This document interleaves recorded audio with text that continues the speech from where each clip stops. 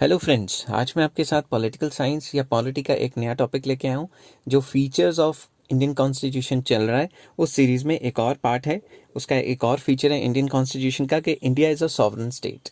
अब ये sovereign state क्या होती है? सॉवरन स्टेट एक ऐसी स्टेट होती है जिस पे इंटरनल और एक्सटर्नल कोई प्रेशर या इंटरनल और एक्सटर्नल कोई दबाव नहीं होता। इंटरनली और एक्सटर्नली कंट्री फ्री होती है, गवर्नमेंट फ्री होती है कि वो अपने हिसाब से अपने प्लान्स बना सकती है और अपने हिसाब से अपनी पॉलिसीज़ को डेवलप कर सकती है। तो चलिए इसको सिंपल इंग्लिश में लिखने की कोशिश करते हैं कि preamble declare India to be a sovereign state. हमारा जो प्रीएम्बल है, प्रीएम्बल क्या होता है? जब भी आप कोई बुक खोलते हैं तो उसके आगे प्रीफेस दिया होता है, वैसे ही जो कॉन्स्टिट्यूशन है हमारा, उसके आगे जो प्रीफेस दिया हुआ है उसे प्रीएम्बल कहते हैं कि preamble declare India to be a sovereign state.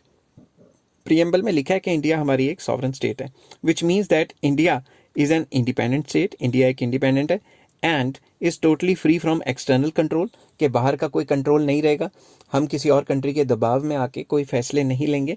And possesses internal and external sovereignty. ठीक है, हमारी इंटरनल सॉवरेनिटी मतलब इंटरनल भी हम अपने मर्जी से फैसले लेंगे, किसी के दबाव में नहीं आएंगे। और एक्सटर्नल सॉवरेनिटी, जो भी हम रेस्ट ऑफ द अपनी फॉरेन पॉलिसीज़ वगैरह बनाएंगे, उसमें भी हम किसी के दबाव में नहीं बनाएंगे। As the other independent countries, जो कि जैसे कि बाकी इंडिपेंडेंट कंट्रीज है, यूएसए, इंग्लैंड, जापान, जर्मनी, वैसे ही हमें भी हमारे भी यहाँ सॉवरेनिटी है, बोथ इंटरनल एंड एक्सटर्नल। उसके बाद India is free to formulate and direct its home and foreign policies. अपनी खुद भी पॉलिसीज़ बना सकता है और डायरेक्ट मतलब लागू कर सकता है। ठीक है, and is free to conduct foreign relations. हम फ्री हैं कि हम अपने फॉरेन रिलेशंस किसी भी तरीके से रख सकते हैं, as it wishes and desires. हम अपने डिज़ायर्स और विशेज़ के हिसाब से कर सकते हैं। ठीक है, और the final and ultimate power and authority resides in the people of India. तो जो फाइनल अथॉरिटी है वो किसके पास है? लोगों के पास। लोग ही गवर्नमेंट चूज करते हैं ना, क्योंकि डेमोक्रेसी है।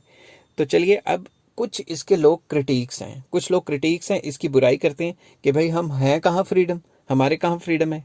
उनका एक तर्क है, उनका एक लॉजिक है, वो मैं आपको बताता हूँ और फिर वो लॉजिक सही है गलत है उस पर भी मैं जाता हूँ। तो some critics question the claim of India being a sovereign state because it is a because of its membership of the Commonwealth nations। हम कॉमनवेल्थ नेशंस के मेंबर हैं। Because by doing so she मतलब India has accepted the Queen of England as the head of Commonwealth. तो जब भी हम Commonwealth के member हैं तो कॉमनवेल्थ जो मेंबर कंट्रीज़ हैं वो अब जो क्वीन है उनको हेड मानते हैं। ठीक है, मगर अब इसमें भी कुछ मतलब झमेला है। ठीक है, ये चीज़ें बेसलेस हैं। जो कुछ लोगों ने क्रिटिक्स ने कहा है कि कॉमनवेल्थ वाले कंट्रीज तो सारी की सारी ये कहते हैं कि हमारी तो क्वीन है, भाई सब कुछ हेड ऑफ द जो है वो कॉमनवेल्थ वो क्वीन है।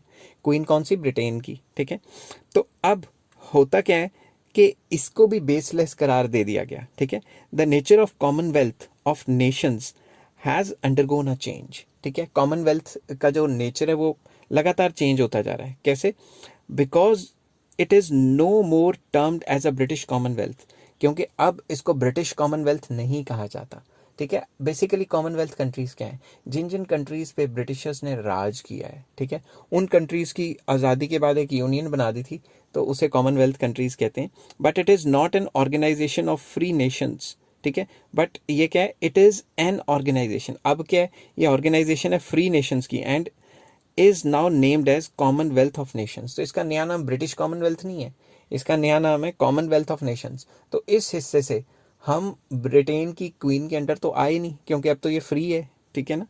Number 2, India has joined this organisation voluntarily. हमने अपनी मर्जी से ज्वाइन किया था and can withdraw its membership from it when she desires to do so. जब भी इंडिया डिज़ायर करेगा इसकी मेंबरशिप को छोड़ सकता है, कोई दबाव नहीं है। तो सॉवरेनिटी तो हमारी बरकरार रही ना। मोर ओवर, थर्ड पॉइंट कहता है कि India is a member of many other world organisations. India एक मेंबर है बाकी वर्ल्ड ऑर्गेनाइजेशंस का, WTO, IMF वगैरह वगैरह, इन सब का है। It does not affect her sovereignty. India की सॉवरेनिटी को असर थोड़ा ना डालता है। मगर अब मैं आपको कुछ प्रैक्टिकल एग्जांपल देता हूँ जिससे मैं ये नहीं कहूँगा कि इंडिया सॉवरन है या नहीं है, आपको खुद को पता लगाना है कि इंडिया सॉवरन है कि नहीं है। अब please like, share and subscribe. मगर मैं आपको एग्जांपल देता हूँ। एक एग्जांपल क्या हुआ हमारे जब लास्ट गवर्नमेंट चल रही थी, लास्ट गवर्नमेंट मतलब कांग्रेस की गवर्नमेंट चल रही थी। वैसे मैं कोई पॉलिटिकल इंसान नहीं हूँ, मैं सिर्फ पॉलिटिकल एग्जांपल्स दिया करूँगा, both in case of ruling party and opposition party. तो जब कांग्रेस गवर्नमेंट थी और जब मनमोहन सिंह जो है, हमारे मनमोहन सिंह प्राइम मिनिस्टर थे, तो हम ईरान से पेट्रोल लेते थे। ईरान से हम काफ़ी पेट्रोल लेते थे और वो हमें काफ़ी ज़्यादा सस्ता पड़ता था। बट ईरान ने क्या किया, ईरान ने अपनी न्यूक्लियर एक्सपेंशन करनी शुरू कर दी। उन्होंने न्यूक्लियर बम बनाने शुरू कर दिए, और ये बम बनाने शुरू कर दिए और न्यूक्लियर प्रोग्राम अपना शुरू किया। इस वजह से जो यूएसए था, यूएसए ने क्या किया, ईरान पे सैंक्शन लगा दिए, सैंक्शन लगा दिए। ठीक है, क्या लगाए, सैंक्शन। सैंक्शन के केस में क्या होता है, जो ट्रेड है वो रोक दिया जाता है। तो हमने उनसे पेट्रोल इंपोर्ट करवा लिया था। ठीक है, बट हम उनको पैसे नहीं दे पा रहे थे। क्यों? क्योंकि उनके ऊपर सैंक्शन लगी थी। जब सैंक्शन लगा देता है यूएसए, तो उससे कोई ट्रेड और कोई मनी ट्रांसफ़र वगैरह ये सारी सर्विसेज रुक जाती हैं। तो यूएसए ने अपनी सारी एलाइड कंट्रीज़ को कहा कि खबरदार, अगर तुमने इससे पेट्रोल लिया तो, ये पेट्रोल मतलब क्रूड ऑयल लिया तो, ठीक है, तो हमने उससे क्रूड ऑयल लेना बंद कर दिया। बट चाइना लगातार लेता रहा। वो कहता मुझे क्या है, मुझे तो सस्ता सस्ता चाहिए। तो चाइना लेता रहा, चाइना को यूएसए रोक नहीं पाया, हमें रोक दिया। इसकी वजह से हमें ट्रेड डेफिसिट हो गए, हमें ट्रेड में बहुत नुकसान हो गए।